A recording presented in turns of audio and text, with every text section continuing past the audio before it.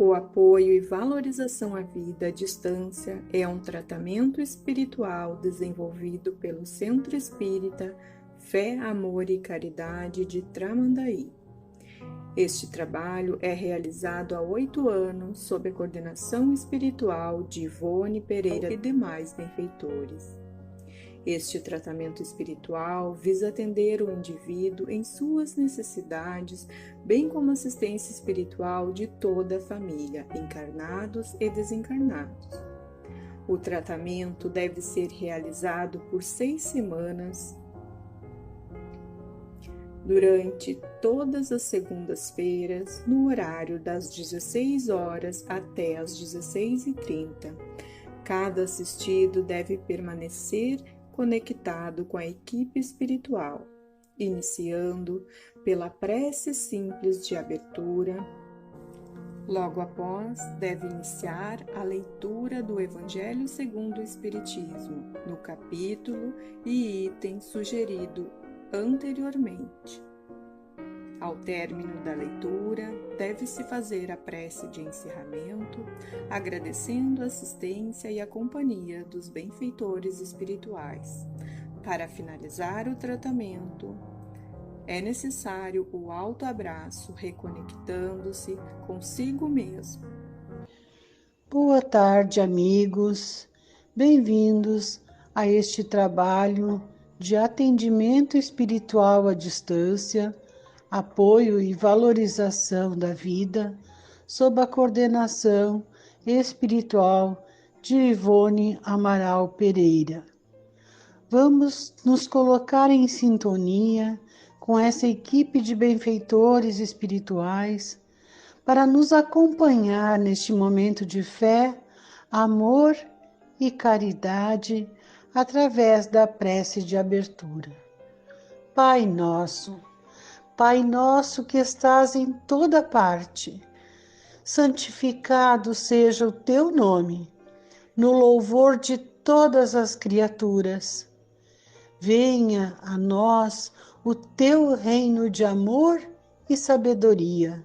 Seja feita a tua vontade, acima de nossos desejos, tanto na terra quanto nos círculos espirituais.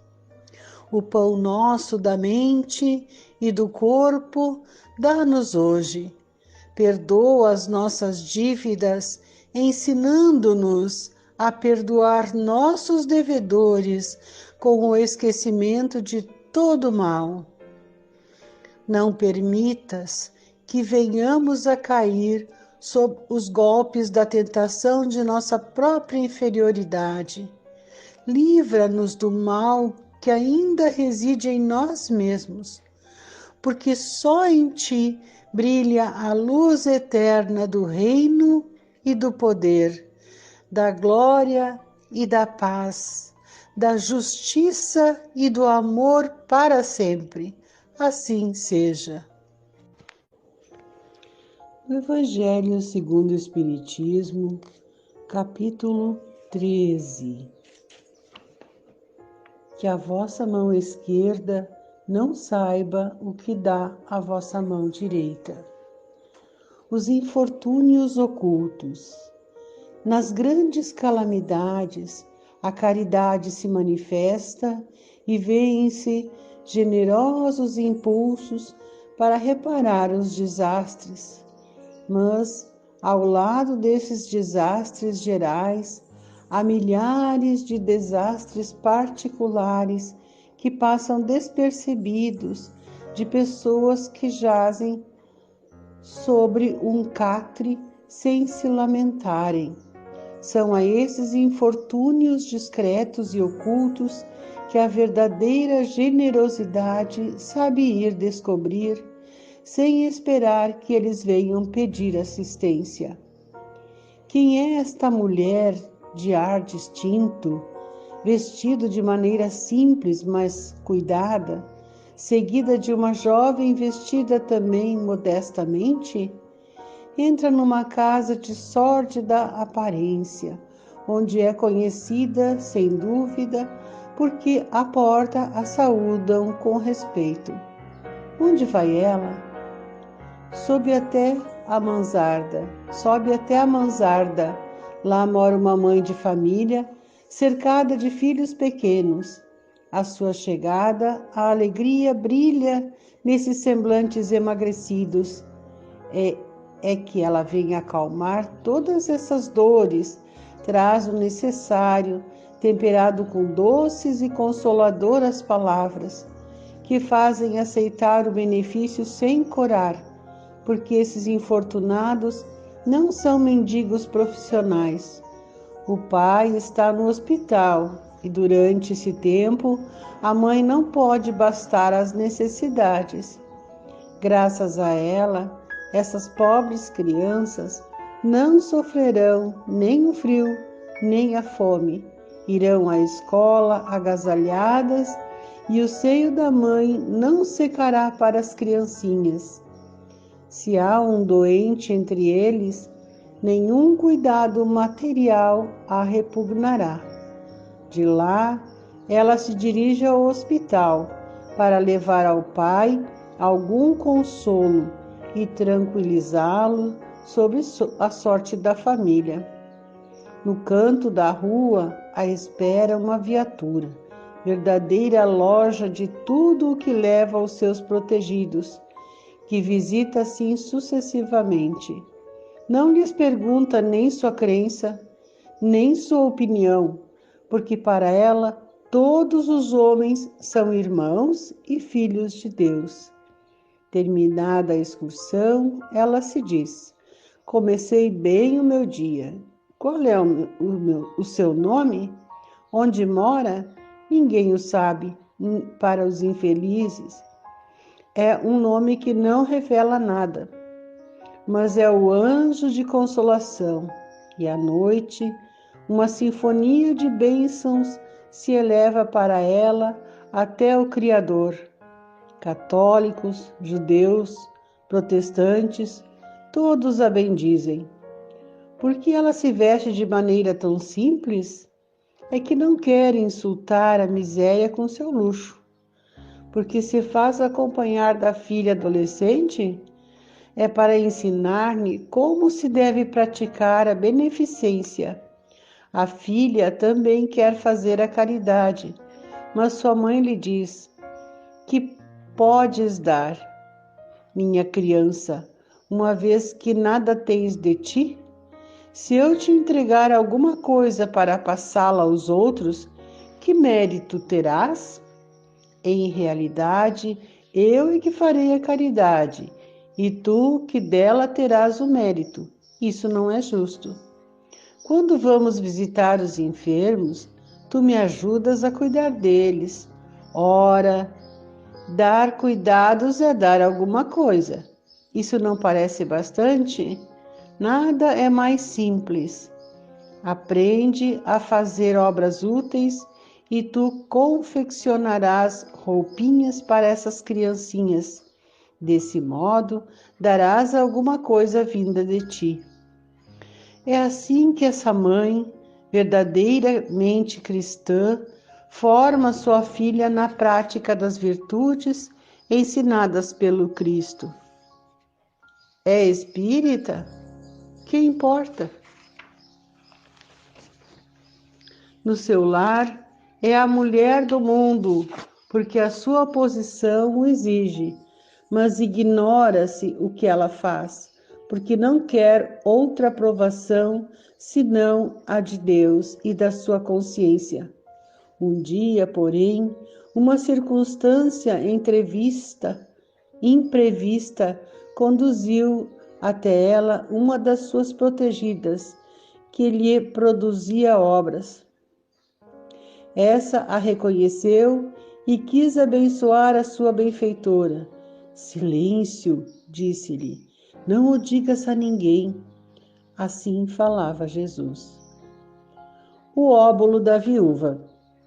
Jesus, estando sentado defronte do gasofilácio, considerava de que maneira o povo nele atirava o dinheiro e que várias pessoas ricas tinham colocado muito. Veio também uma pobre viúva que nele colocou somente 2 pequenas moedas. Então Jesus, chamando seus discípulos, lhes disse: Eu vos digo em verdade, esta pobre viúva deu mais do que todos aqueles que colocaram no gasofilácio, porque todos os outros deram de sua abundância, mas essa deu de sua indigência, tudo mesmo o que tinha e tudo o que lhe restava para viver. São Marcos, capítulo 12, versículos 41 a 44, e São Lucas, capítulo 21, versículos 1 a 4. Muitas pessoas lamentam não poderem fazer tanto bem quanto gostariam, por falta de recursos suficientes, e se desejam a fortuna, dizem elas, para dela fazerem um bom uso. A intenção é louvável, sem dúvida, e pode ser muito sincera em alguns, mas é certo que sejam todos completamente desinteressada? Não há aqueles que, desejando mesmo fazer o bem aos outros, estariam bem contentes em começar por fazê-lo a si mesmos e se darem algumas alegrias a mais, de se proporcionarem um pouco de supérfluo que lhes falta, sob a condição de darem o resto aos pobres? Essa segunda intenção, dissimulada, mas que encontrariam no fundo do coração, se quisessem nele rebuscar, anula o mérito da intenção, porque a verdadeira caridade pensa nos outros antes de pensar em si. O sublime da caridade, neste caso, seria procurar no seu próprio trabalho, pelo emprego de suas forças, de sua inteligência, de seus talentos, os recursos que faltam para realizar suas intenções generosas. Aí estaria o sacrifício mais agradável ao Senhor. Infelizmente, a maioria sonha com meios mais fáceis de se enriquecer, de repente e sem trabalho, correndo atrás de quimeras, como descobertas de tesouros, uma chance incerta e favorável, a recuperação de heranças inesperadas, etc. Que dizer daqueles que esperam encontrar para os secundar nas pesquisas dessa natureza auxiliares entre os espíritos? Seguramente, eles não conhecem nem compreendem o objetivo sagrado do Espiritismo e ainda menos a missão dos espíritos, aos quais Deus permite se comunicarem com os homens. Também nisso são punidos pelas decepções.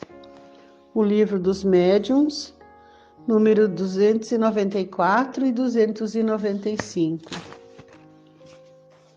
Aqueles cuja intenção é pura de toda ideia pessoal devem se consolar de sua impossibilidade em fazer tanto bem quanto gostariam, pelo pensamento de que o óbolo do pobre que dá se privando pesa mais na balança de Deus do que o ouro do rico que dá sem se privar de nada. A satisfação seria grande, sem dúvida, em poder largamente socorrer a indigência, mas ela é negada. Se ela é negada, é preciso se submeter e se limitar a fazer o que se pode. Aliás, não é apenas com o ouro que se podem secar as lágrimas, e é preciso ficar inativo por não possuí-lo? Aquele que quer sinceramente se tornar útil aos seus irmãos, para isso encontra 1000 ocasiões. Que as procure e as encontrará. Se não é de uma maneira, será de outra, porque não há ninguém, tendo livre gozo de suas faculdades, que não possa prestar um serviço qualquer, dar uma consolação, abrandar um sofrimento físico ou moral, fazer uma tentativa útil à falta de dinheiro, Cada um não tem seu trabalho, seu tempo, seu repouso, dos quais pode dar uma parte? Aí também está o óbolo do pobre, a moeda da viúva. Convidar os pobres e os estropiados.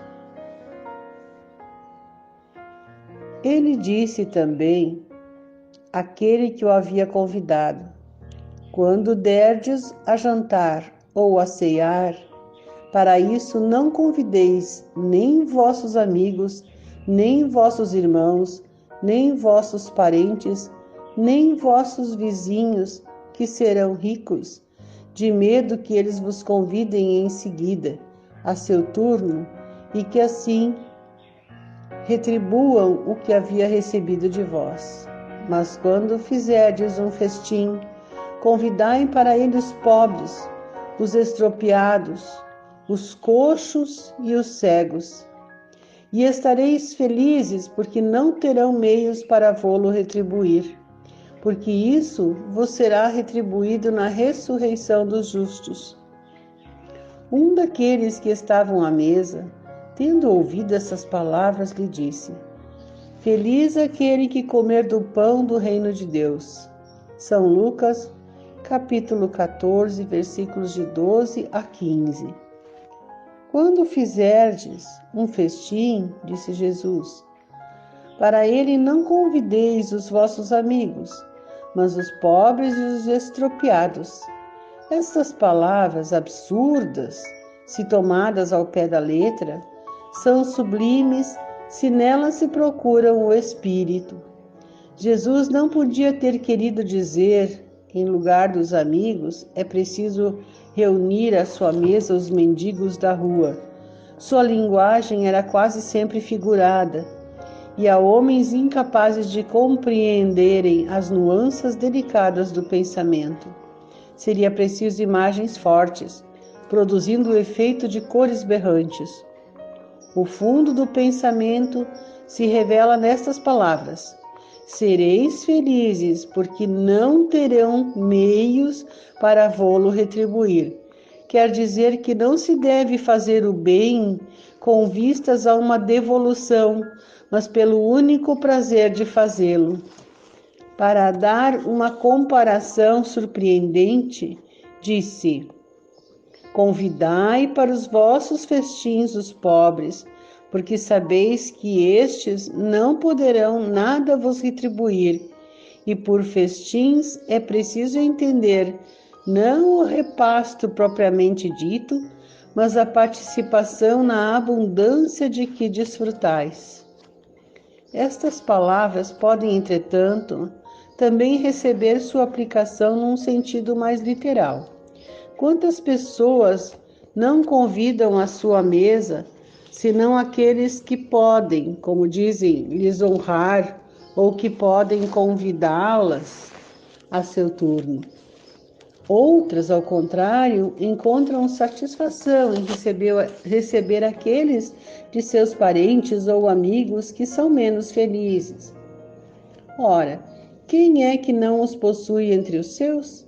É por vezes prestar-lhes um grande serviço, sem aparentá-lo. Estes, sem irem recrutar os cegos e os estropiados, praticam a máxima de Jesus. Se o fazem por benevolência, sem ostentação, e se sabem dissimular o benefício por uma sincera cordialidade. Instruções dos Espíritos: a caridade material e a caridade moral. Amemo-nos uns aos outros e façamos a outrem o que quereríamos que nos fosse feito. Toda a religião, toda a moral se encontram encerradas nesses dois preceitos. Se fossem seguidos nesse mundo, seríeis todos perfeitos. Nada mais de ódio, de divergência, direi mais ainda, nada mais de pobreza, porque do supérfluo da mesa de cada rico, muitos pobres se alimentariam, e não veríeis mais nos sombrios bairros que habitei durante a minha última encarnação, pobres mulheres arrastando consigo miseráveis crianças necessitadas de tudo. Ricos, pensai um pouco nisso. Ajudai com o que tendes de melhor. Os infelizes, dai, pois Deus vos retribuirá um dia o bem que houverdes feito, para que encontreis, ao sair do vosso envoltório terrestre, um cortejo de espíritos reconhecidos que vos receberão no limiar de um mundo mais feliz. Se pudesseis saber a alegria que experimentei em reencontrar aqui aqueles a quem pude beneficiar em minha última vida terrena. Amai, pois, o vosso próximo. Amai-o como a vós mesmos, porque o sabeis agora. Esse infeliz que repelis talvez seja um irmão, um pai, um amigo que afastais para longe de vós. E então, qual será o vosso desespero em o reconhecendo no mundo dos espíritos? Desejo que compreendais bem o que pode ser a caridade moral, a que cada um pode praticar, a que nada custa materialmente e, entretanto, a que mais difícil se pôr em prática. A caridade moral consiste em se suportar uns aos outros, e é o que menos fazeis nesse mundo inferior onde estáis encarnados no momento. Há um grande mérito, crede-me, em saber se calar para deixar falar um mais tolo. E ainda aí está o gênero de caridade. Saber ser surdo quando uma palavra de zombaria escapa de uma boca habituada a escarnecer. Não ver o sorriso de desdém que acolhe a vossa entrada entre pessoas que frequentemente, erradamente, se creem acima de vós, quando que na vida espírita, a única, real, estão algumas vezes bem longe disso. Eis um mérito, não de humildade, mas de caridade, porque não adotar os erros de outrem é caridade moral. Entretanto, essa caridade não deve impedir a outra, mas pensai sobretudo em não menosprezar o vosso semelhante. Lembrai-vos de tudo que vos tenho dito. É preciso lembrar sem cessar que no pobre rejeitado talvez repilais um espírito que vos foi caro e que se encontra momentaneamente em posição inferior à vossa. Eu revi um dos pobres da vossa terra que pude, por felicidade, beneficiar algumas vezes, e a quem me cabe agora implorar por minha vez. Recordai-vos de que Jesus disse que somos irmãos, e pensai sempre nisso antes de repelir o leproso ou o mendigo. Adeus. Pensai naqueles que sofrem e orai. Irmã Rosália, Paris, 1860. Finalizamos este momento agradecendo o apoio de nossos amigos espirituais que nos acompanharam, seguindo confiantes e perseverantes na valorização de nossa vida e no Evangelho de Jesus, com a prece aos espíritos protetores do Evangelho segundo o Espiritismo. Espíritos sábios e benevolentes, mensageiros de Deus, cuja missão é assistir os homens e conduzi-los no bom caminho, sustentai-me nas provas desta vida, dai-me a força de suportá-las sem murmurar. Desviai de mim os maus pensamentos e fazei com que eu não dê acesso a nenhum dos maus espíritos que tentarem me induzir ao mal. Esclarecei minha consciência sobre meus defeitos e elevai de sobre meus olhos o véu do orgulho que poderia impedir-me de os perceber e confessá-los a mim mesmo. Vós, sobretudo, meu anjo guardião, que velais mais particularmente por mim, e vós todos, espíritos protetores, que vos interessais por mim, fazei com que me torne digno da vossa benevolência. Conheceis as minhas necessidades, que elas sejam satisfeitas segundo a vontade de Deus. Que assim seja. Permaneça nesse instante, sentado confortavelmente, para realizar o autoabraço. Abrace-se de maneira prazerosa e confortável e repita comigo: eu amo a Deus, eu amo a Jesus, eu amo a vida, eu me amo. Que assim seja.